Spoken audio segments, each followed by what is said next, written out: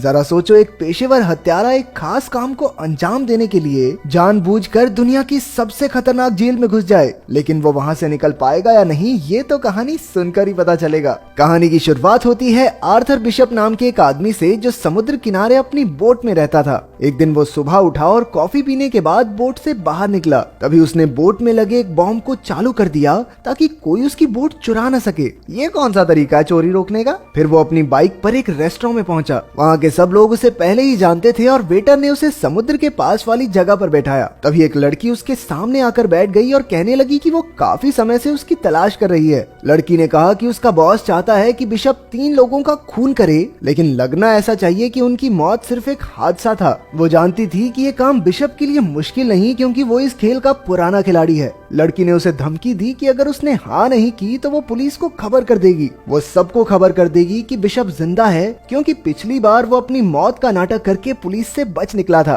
तभी बिशप ने देखा कि इस लड़की के साथ कुछ और भी लोग हैं जो उसे ही देख रहे थे। अचानक उसने अपना फोन निकाल कर उस लड़की की तस्वीर ले ली। जैसे ही लड़की ने बंदूक निकालने की कोशिश की तो बिशप ने उस पर हमला कर दिया। ये देखकर लड़की के साथी भी बिशप पर टूट पड़े, लेकिन उसने एक एक करके सबको धूल चटा दी। फिर बिशप ने देखा कि नीचे से और गुंडे उसे पकड़ने आ रहे हैं, इसलिए वो दीवार से कूदकर एक केबल कार पर लटक गया। उस लड़की ने अपने साथियों के साथ बिशप का पीछा किया और केबल कार में घुस गई। वो बिशप को अंदर ढूंढ रही थी, लेकिन वो तो छत पर था। लड़की ने छत पर बंदूक चला दी, लेकिन बिशप ऐन वक्त पर कूद गया और एक पैराशूट पर जा गिरा। रात को जब वो अपनी बोट पर जाने लगा तो उसने देखा कि 2 लोग पहले से ही वहाँ मौजूद थे। उसने बिना समय गवाए अपना फोन निकाला और बोट में धमाका कर दिया। इसके बाद वो माल उतारने और चढ़ाने की जगह पर पहुंचा। उसने एक डब्बा खोला और अपने पासपोर्ट्स और बाकी कागज जला दिए। फिर बिशप थाईलैंड के एक टापू पर गया, जहां वो एक लड़की से मिला जिसे वो पहले से जानता था। ये लड़की वहां के एक होटल की मालकिन थी। वो उसे एक कमरे में ले गई और बिशप ने एक खुफिया जगह से एक बैग निकाला।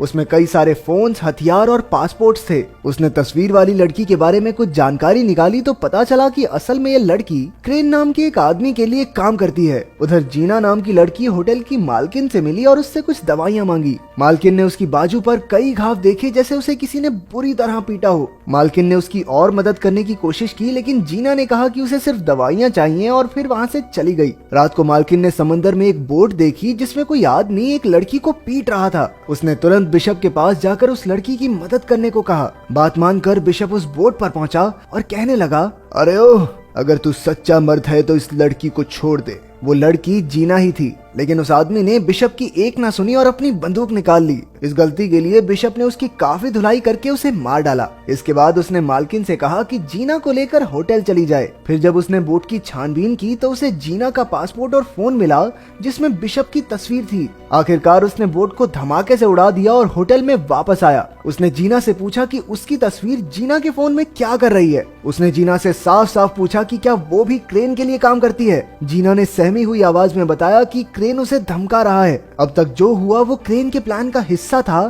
ताकि जीना बिशप से मिल सके। जीना ने बताया, दरअसल मेरा काम तो सिर्फ इतना है कि मुझे तुमसे मिलकर एक नंबर पर कॉल करना है और फिर मेरा मिशन खत्म। बिशप ने पता लगाया कि जीना अनाथ बच्चों को पालती है जिनकी तस्करी हो रही थी। क्रेन ने जीना को धमकाकर कहा कि अगर वो उसकी बात नहीं मानेगी तो वो उसके बच्चों को मार डालेगा। बिशप ने देखा कि एक बोट टापू की ओर बढ़ रही है जिसमें बहुत से आदमी हैं जो टापू पर नजर रखे हुए थे। बिशप ने जीना से कहा, देखो तुम्हें मेरे साथ दोस्ती बढ़ाने का नाटक करना होगा ताकि क्रेन को शक ना हो। उसने ऐसा ही किया और बिशप ने इस सब में उसे घसीटने के लिए उससे माफी भी मांगी, लेकिन उसके पास इसके सिवा कोई रास्ता नहीं था। बिशप ने बताया कि उसे जानकर खुशी हुई कि वो अनाथ बच्चों को पालती है, क्योंकि वो खुद भी एक अनाथ था। बचपन में उसे और क्रेन को एक गैंगस्टर ने खरीदा था। बिशप तो उसके चंगुल से भागने में कामयाब हो गया, लेकिन क्रेन भाग न सका। इसलिए उन्होंने क्रेन को गुनहगार समझकर उसे सजा दी और तब से क्रेन बिशप से नफरत करता है। खैर, बिशप ने जीना को इस मुसीबत से निकालने के लिए एक प्लान बनाया और निशानी के तौर पर अपनी घड़ी दी। अगले दिन क्रेन के आदमियों ने जीना को किडनैप कर लिया। फिर बिशप ने क्रेन को कॉल करके 2-2 हाथ करने की चुनौती दी।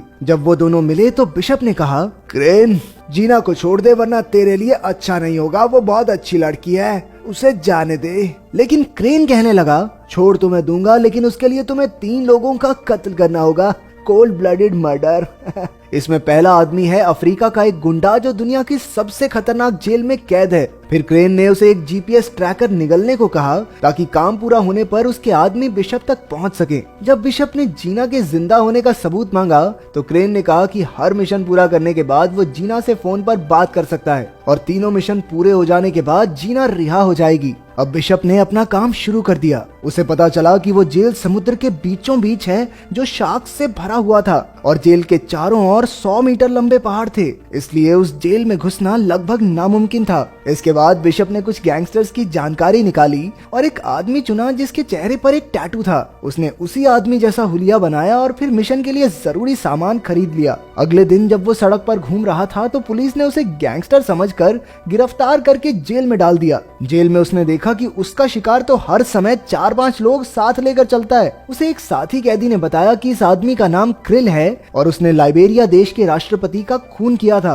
अब तक कई कैदी क्रिल को मारने की कोशिश कर चुके थे। जब क्रिल पर फिर से हमला हुआ तो इस बार बिशप ने उसकी जान बचा ली। क्रिल ने उसका शुक्रिया अदा किया और उसे खाने पर बुलाया। जब बिशप उससे मिलने गया तो उसने क्रिल की जान ले ली और सबको लगा कि उसकी मौत जहरीला खाना खाने से हुई है। फिर बिशप ने तुरंत जेल की दीवार में धमाका किया और अपने पूरे शरीर पर ऐसा स्प्रे छिड़का जिससे शार्क्स उसके नजदीक न आए। अंत में उसने जीपीएस कैप्सूल निगला और समुद्र में कूद गया। उधर बोट के कैप्टन के पास मैसेज आया कि बिशप ने काम पूरा कर दिया है। उसकी लोकेशन ढूंढकर क्रेन के आदमियों ने उसे बचा लिया। फिर बिशप ने जीना से फोन पर बात की तो जीना ने बताया कि बिशप के पास अगले आदमी को मारने के लिए सिर्फ 36 घंटे हैं, नहीं तो वो लोग जीना को मार देंगे। अब क्रेन ने उसे दूसरे आदमी की जानकारी भेजी। इस आदमी का नाम एड्रियन है जो कि एक अरबपति था। ये इंसानों की तस्करी का धंधा करता है, लेकिन उस तक पहुंचना बहुत मुश्किल था क्योंकि वो ऑस्ट्रेलिया में एक बिल्डिंग के 58वें माले पर रहता है जहाँ के सारे दीवार, दरवाजा, खिड़की बुलेट प्रूफ थे। ऊपर से हर जगह सेंसर्स और फिंगरप्रिंट डिवाइस भी लगे थे।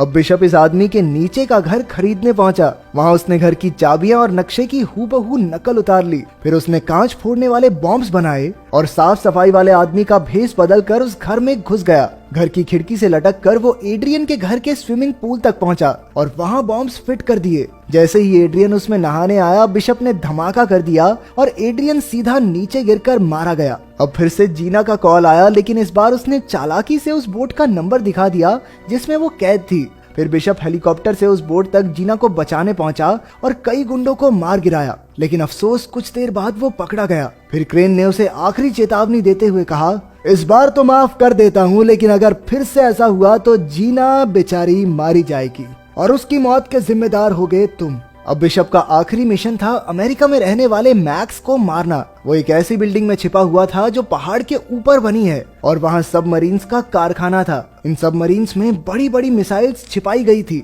वहाँ खुफिया तरीके से किसी का भी अंदर आना या अंदर से बाहर जाना नामुमकिन था। जो भी वहाँ घुसने की कोशिश करता वो मौत के मुंह में जा गिरता। बिशप के पास इस काम को अंजाम देने के लिए 48 घंटे का वक्त था। उसे खबर मिली कि मैक्स ने एक हेलीकॉप्टर मंगवाया है, इसलिए उसने हेलीकॉप्टर के नीचे छुपकर मैक्स तक पहुंचने का प्लान बनाया। जब उसकी तरकीब कामयाब रही तो उसने बिल्डिंग के सारे कैमरा जाम कर दिए। चारों ओर हड़कंप मच गया और गार्ड्स मैक्स को एक खास कमरे में ले जाने लगे। तभी बिशप ने लिफ्ट में धमाका कर दिया, लेकिन किसी तरह मैक्स खास कमरे तक पहुंच गया। हालांकि अपना हीरो तो पहले से ही वहां मौजूद था। अब वो मैक्स के साथ मिल गया और मैक्स को मारने का नाटक किया ताकि क्रेन को चकमा दिया जा सके। उसका प्लान था कि जब क्रेन के आदमी मैक्स की लाश ढूंढने आएंगे तो क्रेन बोट में अकेला होगा और उस समय उसे खत्म करना कोई बड़ी बात नहीं। उन्होंने प्लान के मुताबिक मैक्स की मौत का नाटक किया और जैसे ही वहां धमाका हुआ, बिशप उसे समंदर से बचाकर एक टापू पर ले आया। फिर बिशप ने क्रेन को कॉल करके कहा, अबे ओ